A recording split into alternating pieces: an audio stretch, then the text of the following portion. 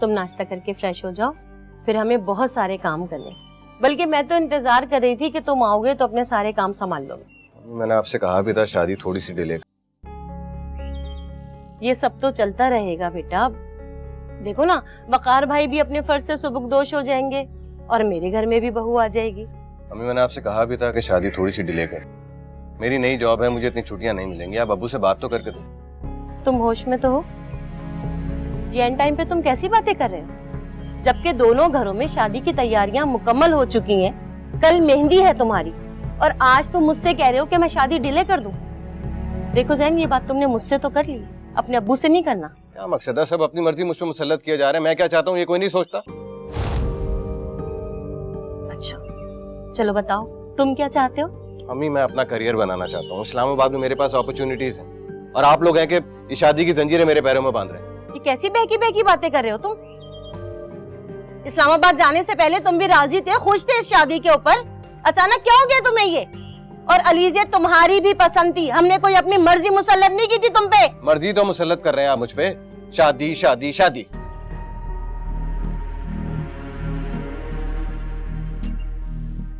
देखो बेटा जैन, आने वाली अपना रिस्क साथ लेकर आती है, तुम परेशान नहीं हो।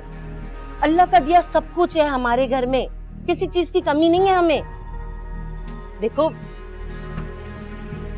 मुझे पूरी उम्मीद है अलीज़े तुम्हारे लिए बहुत लकी साबित होगी कि तुम अपनी जिंदगी पे रश्क करोगे। जी, आने वाली क्या साथ लेके आएगी और कितनी लकी होगी मेरे लिए, मैं अच्छे तरीके से जानता हूँ। जैन मेरी बात तो सुनो जैन।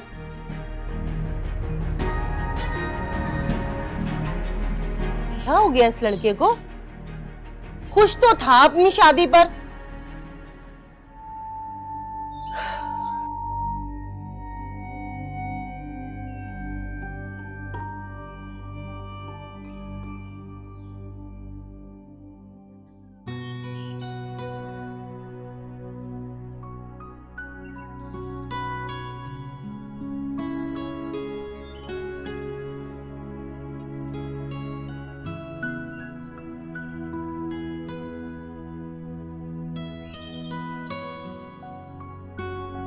हेलो।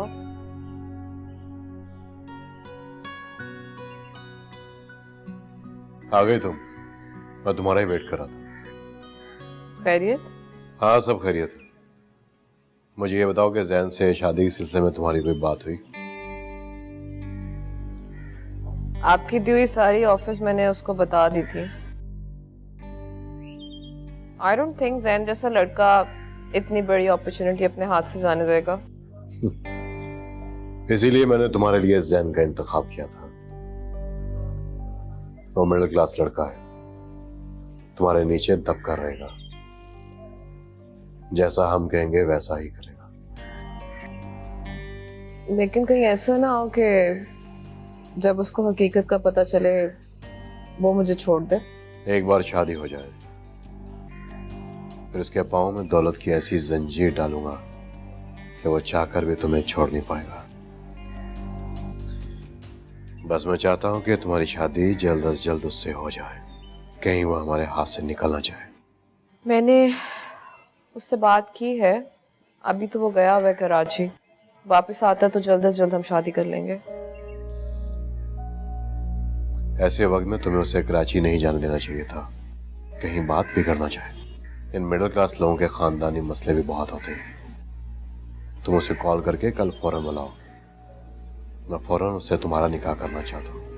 ठीक है, मैं बात करती हूँ उससे। I'm gonna go.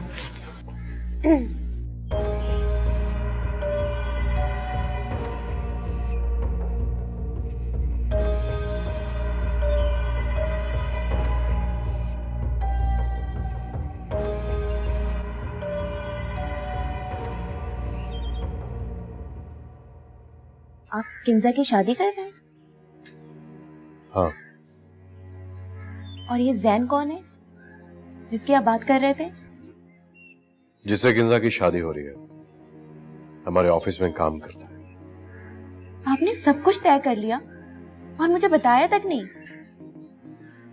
अभी कौन सा निकाह हो गया, बात फाइनल हो जाती तो तुम्हें भी बता देता। तो ये क्यों नहीं कहते कि सिर्फ मुझसे छुपाया जा रहा है, कि मैं आप दोनों के रास्ते की रुकावट ना बन जाऊं? ऐसी कोई बात नहीं है। और वैसे भी एक बार जो मैं ठान लूं, फिर कोई मेरे रास्ते की रुकावट नहीं बन सकता। किंजा इस मिडिल क्लास लड़के के साथ गुजारा कर लेगी? आप तो किंजा की तबीयत से वाकिफ ही हैं। ये सब कुछ मैंने किंजा की मर्जी से ही किया है। लेकिन आपको जैन से किंजा की हकीकत नहीं छुपानी चाहिए। भले वो मिडिल क्लास ही सही, लेकिन है तो मर्द। जब उसको किंजा की हकीकत के बारे में पता चलेगा तो किंजा का घर खराब हो जाएगा। मैं माजी में रहने का कायल नहीं, हाल में मुस्तकबिल के बारे में फैसला करता हूं। किंजा के साथ जो कुछ हुआ वो उसका माजी था। आज की हकीकत यह है कि वो कामरान वहीद की इकलौती बहन है। मैं जो भी कर रहा हूं ठीक कर रहा हूं। तुम भी यह बात याद रखना कि निकाह से पहले जैन को हकीकत का नहीं पता चलना चाहिए। बाद में मैं संभाल लूंगा। तो पैसे के बलबूते पे शौहर को दबा के रखने से कब तक वो अपना घर बसा पाएगी? कुछ सोचा है आपने कामरान? मैं सोच चुका हूं। नो मोर आर्ग्यूमेंट्स।